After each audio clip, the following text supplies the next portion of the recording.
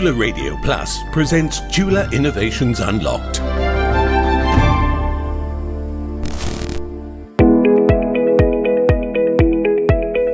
There is no doubt about the love many people have for their pet dogs. But when it comes to the question of how to properly own and raise a dog, many dog owners would perhaps doubt their efficiency on that matter. This is why this week we visit the Faculty of Veterinary Science, Chulalongkorn University, after hearing about Dog Lover, a massive online open course organized by the Faculty of Veterinary Science that aims to educate canine lovers. And this is Dr. Chayot Thanratana, President of the Veterinary Practitioner Association of Thailand and the President of the Thai Society of Veterinary Dermatology, one of the lecturers of the Dog Lovers MOOC. Dr. Chayot, welcome to Chula Innovations Unlocked. Since the 18th century, there's been a saying, a dog is a man's best friend. Now, as a vet, would you agree? And if so, what makes the relationship between humans and dogs so special when compared to other animals of the animal kingdom? Correct. First of all, I would say I'm a dog lover. I have my 3 dogs in my house. So I would say that personally, I think that's absolutely right. Okay. That the dogs are man's best friend. However, scientifically, we better mention to something that it really the reason and the factors that to support the idea. The first of all is about the domestication history. As you may know that the dogs had the long history of being domesticated by humans. They were wolves before. Yes, like a wolf before is about 10,000 years before. Okay. So this one is really the one evidence that support that it could be true. The other things that we have to think about it is about the social nature. Both human and dogs are social animals. So both of us, dogs and animals, love to be social, to communicate with other species Okay. or other animals. So this one would be a very important reason as well. However, the dog, they have such a very versatility. What does it mean? It means that they can serve many purposes of the human, whether the human want to do the hunting, even for the herding or guarding, even the companionship. Okay. So, as the dog can serve many purposes of the human, so that would be a very good example of why they are man's best friend. Right, and as well as they can adapt their diet as well, right? For the diet, in the past old days, when they are a wolf, they normally just eat their meat. Right. What we call is the carnivore. Okay. However, as time passed by and being domesticated by human, the dog started to get adapted to the new environment. As human, we sometimes don't just give the meat to the animals, to the dogs. Sometimes we just give the carbohydrate. Sometimes we give the fruits and vegetables to them as well. Right. So the genetics of the domesticated dogs has been changed this day. So it become to have some kind of enzyme that they can also digest the carbohydrate or even the vegetable as well. We call this day is like a omnivore. Omnivore. The word omnivore, that means that they can eat both meat and also the carbohydrate. While the cat is totally different, the genetic of the cats, even nowadays, they still just truly carnivore. So the main diet for the cat should be mainly for the meat, not include too much of the carbohydrate. I see. If we agree upon the fact that a dog is a man's best friend, on the other hand, are humans dogs' best friends?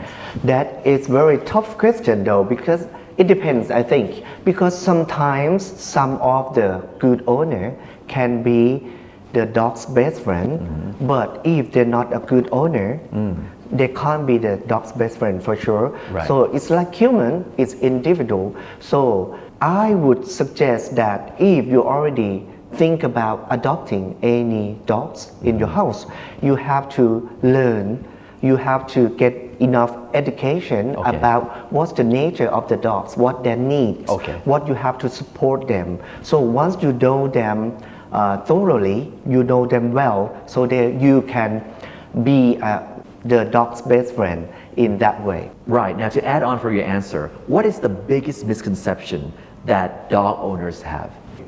good question though, because many of the pet owner or the dog owner, once they decide to adopt the dog, they just think that I just get any dogs. I don't have to prepare anything. Right. So the thing is, to get the one live animal or the dog into the house is very great responsibility that you have to prepare for. Okay. So you have to think about the financial stability. Okay, you might buy the dog with certain amount of money, but to take care of him, take care of the dog, you need to provide a diet, you have to provide the health care, Vaccine. the vaccine, even the diet, even when they're sick, you have to bring them to see the vets. Right. So bring the dog to the hospital, sometimes with a very serious illness, it can cost you a lot of money as well. And time. And time as well. It's very time consuming, as you mentioned. So when you consider to having a dog, you don't just get the dog into your house. You have to consider many factors before you adopting a dog into your house. Chulalongkorn University's Faculty of Veterinary Science offers a massive online open course or MOOC called Dog Lovers. Yeah. Right. What inspired you to come up with this project? As a veterinarian, I have seen many cases with the pet owner that they lack of the education. They don't really know about the nature of the dog. They don't really know how to take care of the dog properly. They just get the dog into the house. This is one of the very big problem because they should have been educated before to know what the dogs need, to know what they should be prepared for. In terms of time consuming, as you mentioned earlier, in terms of the finance, in terms of the any stuff, the family member supposed to get educated and know how to take care of the dogs properly as well. Right. This is one of my inspiration that to set up the dog lover courses, it can be one of the tools that to educate the pet owner or anyone that's going to adopt the pet into the house, that they can know prior to get the adoption of any dogs. I see. What do you teach in Dog Lovers? I teach about the basic skin and coat care for the dogs, because in the dogs there are many breeds of the dog with a variety of the hair and the skin coat, and each type of the breed, each type of the hair coat, they need the different special care for those. So I teach how to groom with the short-coated dog, how to groom with the long-coated dogs, and also what are the factors that are very important to support the dogs to have the very nice skin and hair coat. Okay. And can dogs use human shampoo? It's not supposed to be like that, because human and dog, we have different pH. The acidity of the skin is different. Normally, when you're going to use any product with the skin, you better use any product with the same acidity or same pH to the skin. Humans seem to have a pH around 5.5. But the dogs, they have pH around 7. It's quite neutral. So if you use the product of human to the dogs, that would damage the environment of the skin of the dogs. You yourself focus on the dermatology factors of the dogs, right? Yep. What other chapters or what other branches of knowledge do we offer in the Dog Lovers course? In the Dog Lovers course, we have many topics about how to take care of the dog, including from the first stage of life, when the dog's still young, as the puppy, how to take care of the puppy.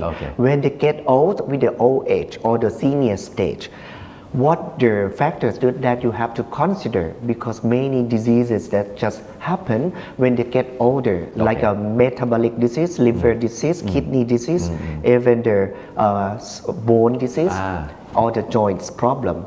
This one, the owner should be concerned, because when they're going to adopt the dogs when they're still young, but they don't know that when they get older, they need to pay a lot to treat this problem.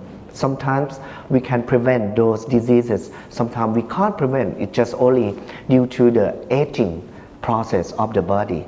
So you have to get prepared. I see. Now, how old is old for dogs? Talking about the age of the dog, when we're talking about old age, it's different among the breeds, among the healthcare of the dogs. Okay. But in general, the small breeds tends to live longer and have longer longevity compared to the large breed dogs. Right.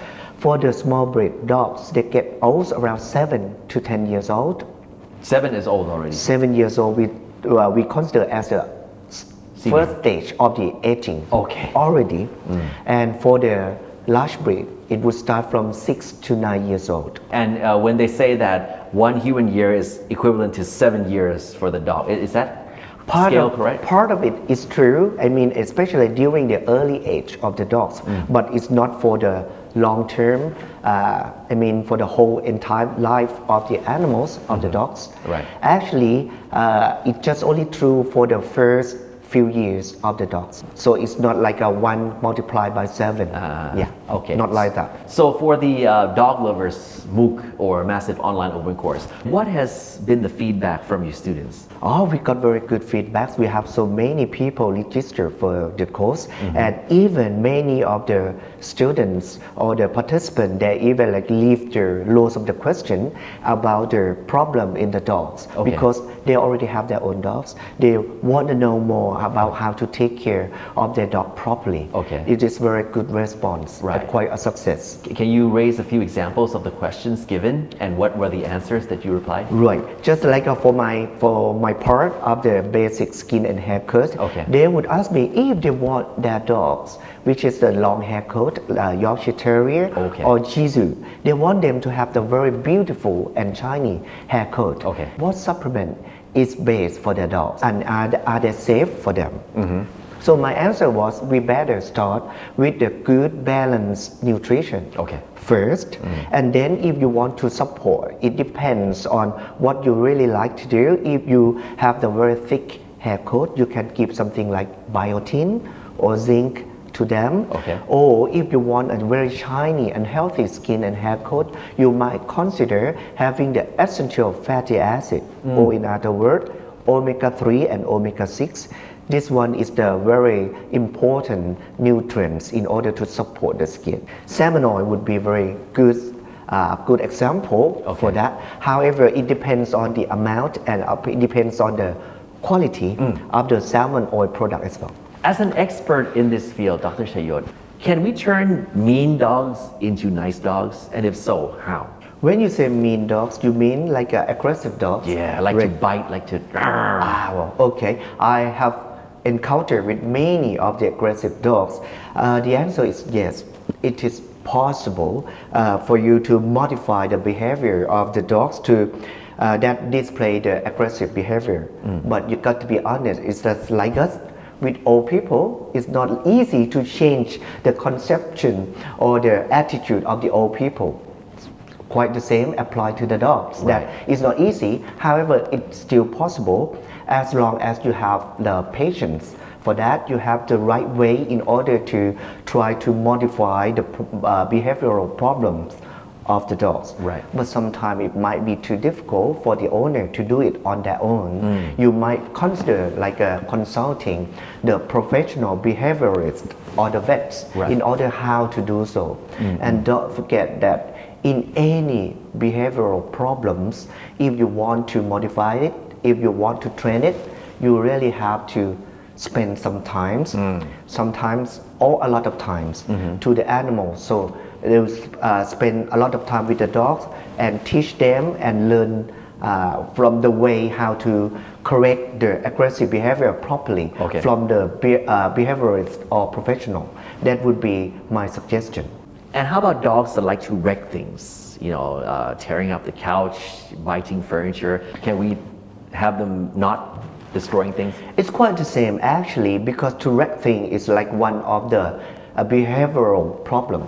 However, to wreck the things is normally being a big problem for the young dogs or the puppy. So when you first get the puppy into your house, you have to prepare yourself that you better spare a lot of time in order to train the young dogs not to wreck things, how to pee properly in the area that you already set for them. That's very good thing that the owner have to be aware of. Can any breed of dog become friendly to his or her environment? Basically, I would say yes, because all of the dog, they can learn new things. It depends on the genetic of the dogs already.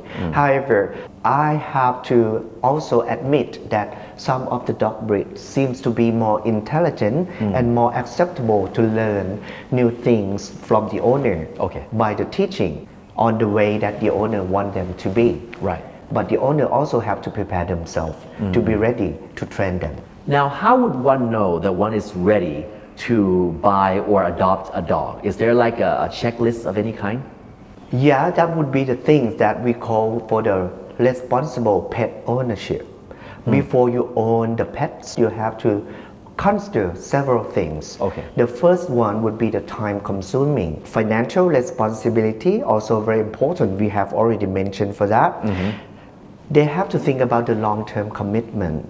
Because once you get any dogs into your house, you can't just like stop playing with them and just ignore it, because they would be your member, would be your friend forever until the end of their life or the owner's life. The other thing that you have to know and understand that there are certain breed specific and characteristic that you should know before.